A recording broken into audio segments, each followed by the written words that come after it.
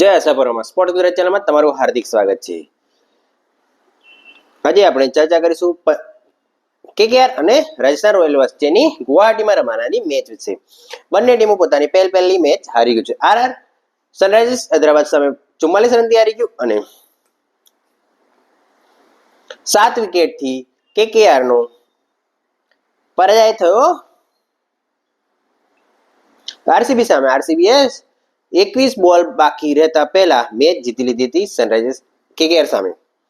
KKR માટે સૌથી મોટો સવાલ છે ફાસ્ટ બોલિંગ। સ્પિનર તો સારા છે પણ સ્પિનરને તે દિવસ ફિલ સોલ્ટે ભૂકા કાઢી નાખ્યા। અને વાત કરવા બંને ટીમો માટે બોલિંગ ચિંતાનો વિષય છે। બોલિંગમાં ચિંતાનો વિષય કેકેઆર માટે સૌથી મોટી સમસ્યા ઓપનિંગ હશે। બોલિંગ બંને ટીમો માટે સમસ્યા છે। રાજસ્થાન માટે તો સ્પિનર અને ફાસ્ટ બોલર પણ સમસ્યા છે। સંદીપ શર્મા અને તુષાર દેશપાંડે સિવાય બીજો કોઈ બોલર એવો નથી જે વિકેટ લઈ શકે અને સામેવાળી ટીમને રન કરતા રોકી શકે। અને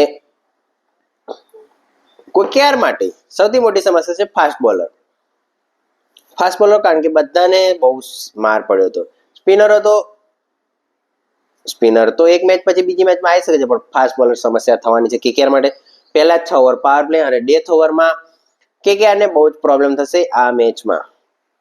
બંને ટીમોએ બોલિંગમાં સુધારો કરવાની બહુ જ જરૂર છે અને કેકેઆરે પોતાની ઓપનિંગને પહેલી 6 ઓવરને મેકઅપ કરવું પડશે જેમાં તમે વધારે 70-80 રન કરવા પડશે જેથી સારો સ્કોર કરી શકે। કારણ કે આ વખતની આઈપીએલમાં કેકેઆર અને આરસીબી અને મુંબઈ અને સીએસકે ચેન્નાઈ ગ્રાઉન્ડ અને કોલકાતા ગ્રાઉન્ડ છે બધી મેચોમાં 200 ઉપર સ્કોર થયો છે તેથી આ વખતની આઈપીએલ હાઈ સ્કોરિંગ આઈપીએલ હોઈ શકે છે।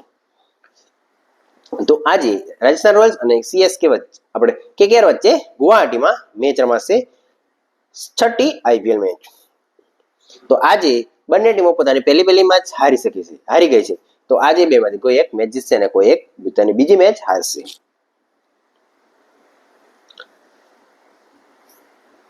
કેકેઆર ને ઓપનિંગ પ્રશ્ન હશે અને બીજો પ્રશ્ન છે ફાસ્ટ બોલર। જ્યારે આરઆર માટે ફાસ્ટ બોલર બે સારા છે।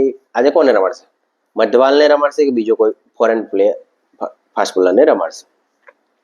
બીજું છે સ્પિનરની સમસ્યા આરઆરને નડવાની છે। આરઆર અને કેકેઆર વચ્ચેની મેચમાં રાજસ્થાન માટે કેપ્ટન્સી કરશે રિયાન પરાગ। રિયાન પરાગ આ વખતની પહેલી 3 મેચમાં રિયાન પરાગ કેપ્ટન્સી કરશે। સંજુ સેમસન આ પહેલી 3 મેચોમાં ઇમ્પેક્ટ પ્લેયર તરીકે રમશે। જો તમને વિડીયો સારો લાગતો તો સ્પોર્ટ્સ ગુજરાત ચેનલને સબસ્ક્રાઇબ કરો।